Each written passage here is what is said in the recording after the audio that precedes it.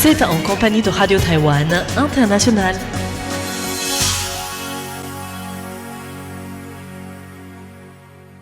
Bonjour à toutes et à tous, soyez les bienvenus en compagnie du service français de RTI. C'est François-Xavier Boulet pour vous accueillir et vous présenter le programme de ce lundi 23 mars. Vous pourrez suivre, comme à l'accoutumée, le journal de l'information présenté aujourd'hui par Tiffen Lee, puis le décryptage dans lequel nous reviendrons sur le renforcement par Taïwan de la lutte contre la fraude aux abords des distributeurs automatiques bancaires. Ensuite, dans la partie thématique du programme de ce lundi 23 mars, nous vous invitons à suivre Retour à la source, une émission signée Meg Wang, qui parlera aujourd'hui des défis du secteur agricole de Taïwan face aux droits de douane américains de Donald Trump. Et en fin de programme, sur notre site internet, nous vous invitons à retrouver la légende de la semaine dans l'émission Compte à rebours, animée par Thérèse Pan, qui nous parlera d'une mauvaise farce, comme quoi toute blague n'est pas bonne à faire. Je ne vous en dis pas plus. Tout est à découvrir dans le développement complet du programme de ce lundi 23 mars, qui débute avec le journal de l'information présenté par Tiffen Lee, et dont voici les principaux titres. Taïwan boycotte la réunion ministérielle de l'OMC à Yaoundé et appelle à un traitement égal. La diplomatie taïwanaise remercie l'ambassadeur américain auprès des Nations Unies pour son soutien. Lai Ching-te commémore la première élection présidentielle au suffrage universel direct à Taïwan. Le Parlement examine la loi spéciale sur l'acquisition d'armes.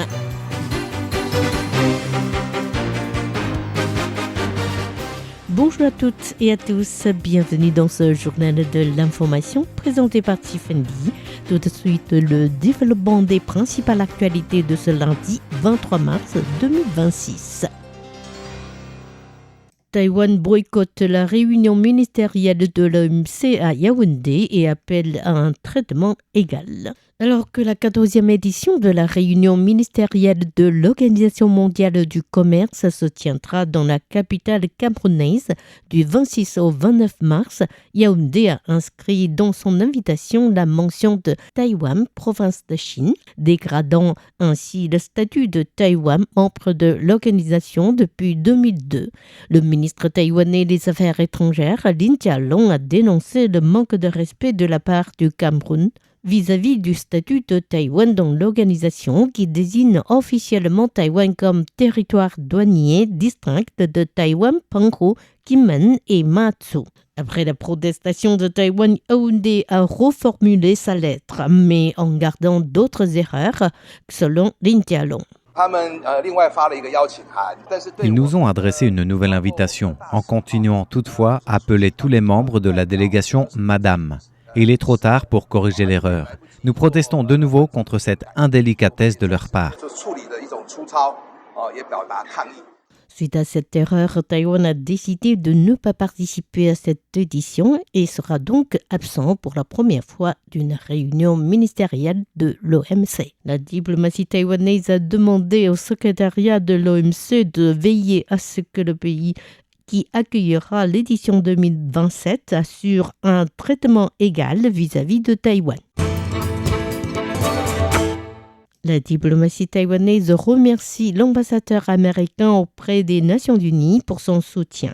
L'ambassadeur américain auprès des Nations Unies, Michael Waltz, a réitéré le 20 mars le soutien des États-Unis à la participation significative de Taïwan aux organisations internationales et l'opposition de Washington à l'interprétation erronée de la résolution 2758 de l'Assemblée générale des Nations unies.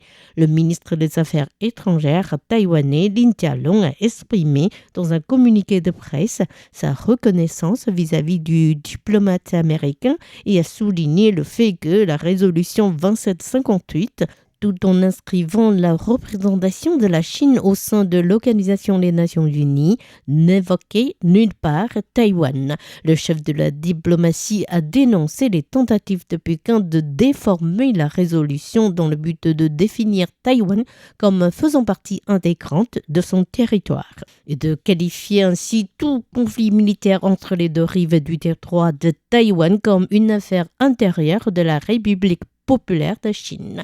Le ministre a affirmé que la République de Chine à Taïwan était bel et bien un pays souverain qui n'avait jamais été sous le contrôle de la République populaire de Chine.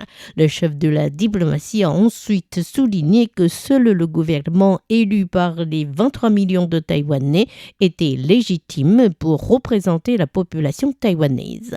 Pour Lin Jialong, le soutien américain à la participation significative de Taïwan aux organisations internationales peut être compris comme une reconnaissance de la compétence et de la responsabilité de Taïwan de contribuer à la communauté internationale. Le ministre a aussi affirmé qu'aucun partenaire responsable et compétent ne devait être exclu des organisations internationales pour des raisons politiques. Ajoutons que Taïwan avait prouvé ces dernières années son professionnalisme, notamment dans le domaine de la santé, du numérique et de la chaîne d'approvisionnement mondiale. Lai Ching-te commémore la première élection présidentielle au suffrage universel direct à Taïwan. Il y a 30 ans, jour pour jour, les Taïwanais ont élu pour la première fois au suffrage universel direct le président de la République, soit 9 ans après la levée de la loi martiale en vigueur pendant 38 ans. Le président Lai Ching-te a posté aujourd'hui sur Facebook un article commémorant ce grand événement politique du pays, rappelant qu'en dépit de la menace militaire chinoise, les Taïwanais s'étaient rendus aux urnes pour soutenir le processus de démocratisation. Selon Lai Ching-te, leur courage et leur détermination ont permis à la nation de réaliser une révolution pacifique et de devenir un pays libre, démocratique et résilient. Notant que la Chine avait lancé en mars 1996 3 missiles en mer au nord et au sud de Taïwan, tentant d'intimider les électeurs taïwanais. 76% des électeurs s'étaient tout de même rendus aux urnes, enregistrant ainsi un taux de participation élevé. Le Parlement examine la loi spéciale sur l'acquisition d'armes. Après plusieurs blocages menés par l'opposition, la commission parlementaire conjointe de la défense et des finances a commencé aujourd'hui à examiner la loi spéciale sur l'acquisition d'armes. Le texte proposé par le Kuomintang, parti majoritaire au Parlement, insiste pour que les budgets pour bâtir l'autonomie de la défense et pour l'achat de drones soient examinés dans le cadre des budgets annuels au lieu d'être examinés en une seule fois en tant que budget spécial. En réponse, le ministre de la Défense, Wellington Koo, a déclaré que si les budgets pour les drones devaient être remis en cause tous les ans, aucun fournisseur n'oserait répondre à l'appel d'offres en raison de l'incertitude. Toutefois, le ministre a souligné qu'en vue de l'évolution technologique très rapide entre les différentes générations de drones, le gouvernement ne passerait ses commandes que de manière progressive. Voici la précision du ministre de la Défense. Avoir une chaîne d'approvisionnement complète est très important pour la résilience de la défense du pays.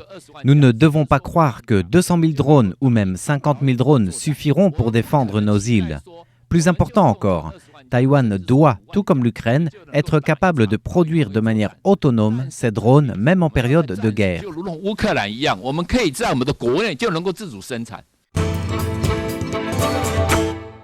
Le premier F-16 BLK-70 commandé par Taïwan accomplit avec succès ses tests de vol. Le ministère de la Défense a révélé dans un communiqué de presse émis samedi dernier que son vice-ministre Xu Zetian a assisté le 16 mars dans l'État américain de Caroline du Sud à la réception provisoire du premier chasseur F-16 BLK-70 commandé par Taïwan, marquant la fin des premiers vols de vérification de l'appareil effectués par le constructeur Lockheed Martin. D'autres tests de vol seront conduits par les autorités américaines avant la réception finale. D'après le ministère de la Défense, la livraison devra intervenir avant la fin de l'année. Cet avion de chasse fait partie des 66 appareils que Taïwan a commandés en 2019. Le vice-ministre était accompagné du chef d'état-major adjoint de l'armée de l'air, Tian Zhongyi, du chef de la mission de la défense taïwanaise aux États-Unis, Wei Zhongxin, mais aussi du représentant taïwanais aux États-Unis, Alexandre Yu. La guerre au Moyen-Orient risque d'impacter l'offre de sacs plastiques. Le blocage du détroit d'Ormuz a provoqué la hausse des prix du pétrole dans le monde entier. À Taïwan, les consommateurs craignent non seulement une augmentation des prix du carburant, mais également la pénurie de sacs plastiques produits à base de pétrole, notamment dans les grandes villes où les camions poubelles ne ramassent que les déchets contenus dans des sacs plastiques certifiés par les collectivités locales. Face à cette crainte, les bureaux municipaux de la propreté de Taipei et du Nouveau Taipei ont tenté de rassurer les habitants en indiquant qu'ils disposaient encore d'un stock pour 3 mois, en ajoutant qu'ils passeraient la prochaine commande bien avant fin juin, tout en révélant que leurs fournisseurs avaient effectivement exprimé leurs craintes liées à l'augmentation des coûts. Les bureaux ont affirmé que le prix des sacs plastiques destinés aux déchets ne serait pas augmenté puisqu'il ne s'agissait pas de simples produits, mais d'un moyen pour payer les frais de traitement des déchets. Le numérique connaît une croissance rapide du nombre de Golden Card émises.